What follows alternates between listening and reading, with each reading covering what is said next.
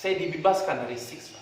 Dan saya dibanjiri dengan pahala sholat, pahala puasa, pahala sedekah, pahala ibadah tahajud, pahala sholat duha. Maka saya tanya kepada malaikat, Assalamualaikum warahmatullahi wabarakatuh. Alhamdulillahirabbil alamin. Allahumma shalli ala sayyidina Muhammadin wa ala alihi washabihi wasallim. Wa bi barakati jami'il ahlul bait Rasulillah ajma'in. Wa bi barakatil mutawwi'in wa bi barakatil mujahidin fi sabilillah. Amin. Saudaraku dimanapun berada, berjumpa lagi dengan kami di dalam Zoom virtual bahasa kita nih apa? Saya belum menemukan bahasa yang halusnya pertemuan kita nih. Forum cerita bersama. Alhamdulillah kita semua dalam keadaan sehat walafiat. Semoga pemirsa dan dimanapun berada dan juga semua kita selalu dalam lindungan Allah Subhanahu Wa Taala, dijauhkan dari segala bencana, dijauhkan dari segala keburukan, dijauhkan dari segala dosa dan maksiat, selalu mendapat berkah rezeki yang halal, yang barokah, yang banyak untuk kita. Amin ya rabbal alamin. Salawat dan salam kita hadiahkan kepada Nabi besar Muhammad SAW, keluarga ahli waris sekalian. Semoga kita istiqomah di jalan bagi Nabi SAW dan mendapat syafaatnya di yaumil qiyamah nanti. Amin ya rabbal alamin. Ceramah pula itu.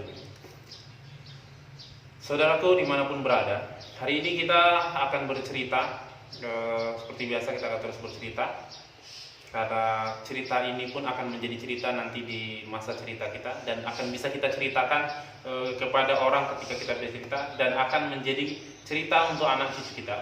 Cerita terus lah. Dan cerita itu bisa membayangkan cerita, dan cerita itu bisa menjadi cerita, dan begitulah seterusnya. Hari ini kita masih dalam pembahasan yang kemarin tidak jauh, yaitu bercerita tentang seorang wanita penghibur atau kupu-kupu malam. Bagaimana ceritanya tidak pakai lama-lama, inilah dia. Allahumma shalli ala sayyidina Muhammad wa ala ali sayyidina Muhammad. Cikidau. Cerita diawali di sebuah kampung yang mana semua orang di kampung itu tahu, menyadari, bahkan sering menggosip. Biasa sering menggosipi. Apa sih menggosipi ini? Menggibah, membicarakan keburukan orang, yaitu membicarakan keburukan wanita penghibur tadi atau kupu-kupu malam. Hampir setiap hari tidak lain topik dari pembahasan, ataupun hampir setiap hari tidak lain yang mereka ceritakan keburukannya adalah wanita penghibur ini atau kupu-kupu malam ini. Sehingga semua orang hampir tahu di kampung itu bahwa dia ini adalah orang yang ya dianggap mereka tidak baik. Tapi seterusnya lanjut. Suatu hari gempar kampung ini. Gemparnya apa? Viral kalau bahasa kita. Tak perlulah trending.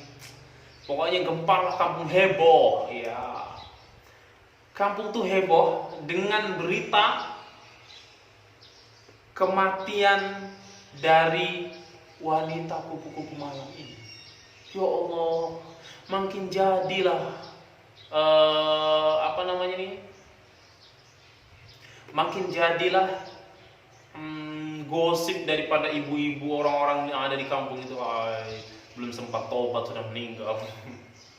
Belum sempat tobat sudah meninggal. Ada yang mengatakan ini dan itu, perempuan ini begitu. Pokoknya gibah atau menggosip habis-habisan. Gosipnya pun makin jadi. Perempuan wanita penghibur kupu-kupu malam ini akhirnya meninggal dunia, dan mereka pun mengurus jenazahnya. Pengurus masjid biasa urus jenazah, pengurus jenazah diurusnya jenazahnya, dan juga seperti biasa dimakamkan, dikafani, disolatkan, dimakamkan. Pak imam masjid itu sendiri, imam besar kalau bahasa kita, imam besar ini. Ada imam besar, emang ada imam kecil. Ya ada yang imamnya takut-takut disuruh nanti dipaksa oleh dia.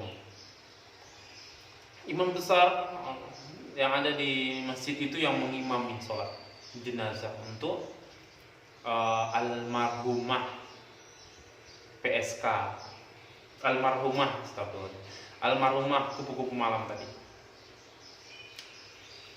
Mereka pun mengkebumikan ataupun dimakamkan di kubur. Setelah itu selesai, sudah aman. Seperti biasa, mereka masih heboh dengan berita ini, masih heboh dengan hebohnya, masih heboh atau viral tentang perempuan ini. Mereka masih menggosip, mengatakan perempuan ini begini begitu, belum sempat tobat dan lain sebagainya, dengan kejahatan, dengan dosa yang dia lakukan.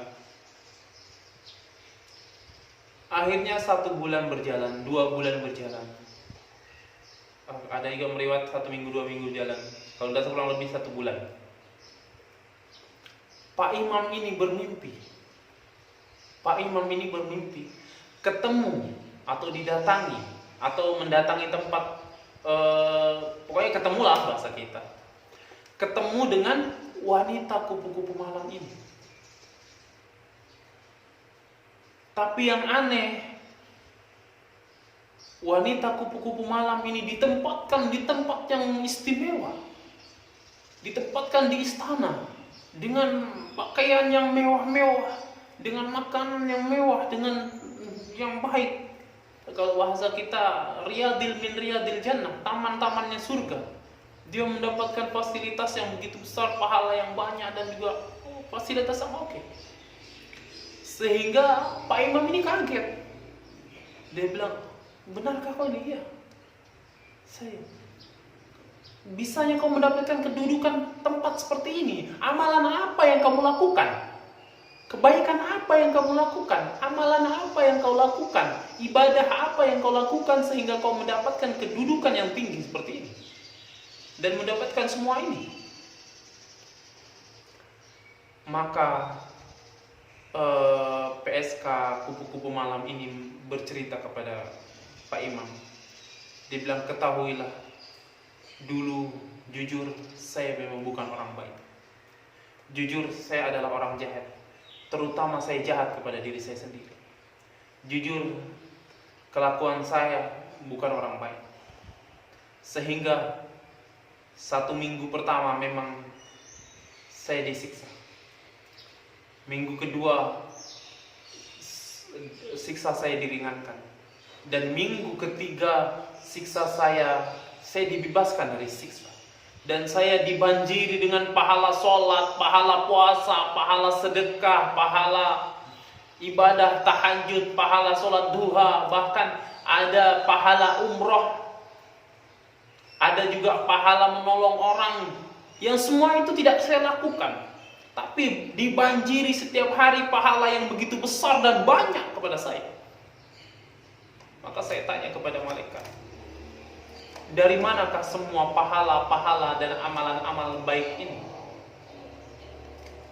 Maka malaikat itu menjawab dengan tersenyum, ketahuilah, sesungguhnya pahala-pahala ini dari orang-orang yang menggosipimu atau menggibahmu atau membicarakan keburukanmu.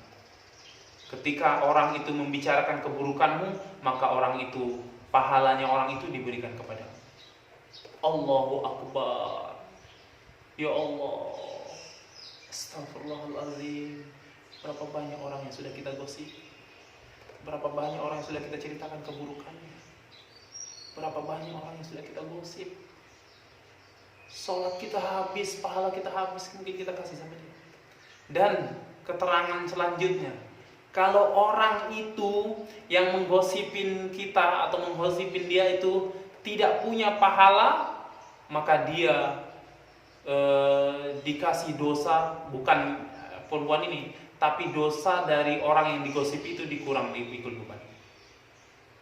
Bayangkan kalau kita sabar dengan gosip orang, dengan bicara orang, maka insya Allah pahala orang itu dikasih sama kita. Dan kalau dia masih dosa kita dia ambil. Tapi memang tidak gampang sabar daripada gosip ini. Kadang orang bilang, jelek telingaku kalau dengar orang ngomong sembarang, mau aja kok. Memang begitu. Tapi inilah yaitu hikmahnya, usahakan jaga lisan kita, jaga diri kita, jangan membicarakan keburukan orang, jangan menggosip. Ada sepatah mengatakan, kalau kau duduk bersama orang yang menggosip, maka ketika kau tidak ada, maka kaulah yang akan digosipi mereka. Sehingga di akhirat nanti ada orang yang mengatakan, seandainya dulu banyak orang yang menggosipiku dan aku maafkan, maka aku dapat pahala banyak. Ada yang orang yang di akhirat nanti, seandainya dulu orang banyak jahat sama aku dan aku maafkan, begitu besar pahalanya, begitu besar manfaat. Inilah cerita kita hari ini. Semoga bermanfaat untuk kita semua dan memberikan kesan yang baik untuk kita, menjadikan kita lebih baik, lebih bertakwa kepada Allah Subhanahu wa taala, lebih bisa menjaga lisan kita untuk tidak mengomongin orang dan lain sebagainya. Sebelum kita akhiri, jangan lupa kami mengingatkan kembali, jangan lupa bersolawat kepada baginda Nabi Muhammad sallallahu alaihi wasallam. Bersama-sama kita solawat. Allahumma sholli ala sayyidina Muhammad wa ala ali sayyidina Muhammad. Wallahu musta'an. Wassalamualaikum warahmatullahi wabarakatuh. Subhanallah walhamdulillah.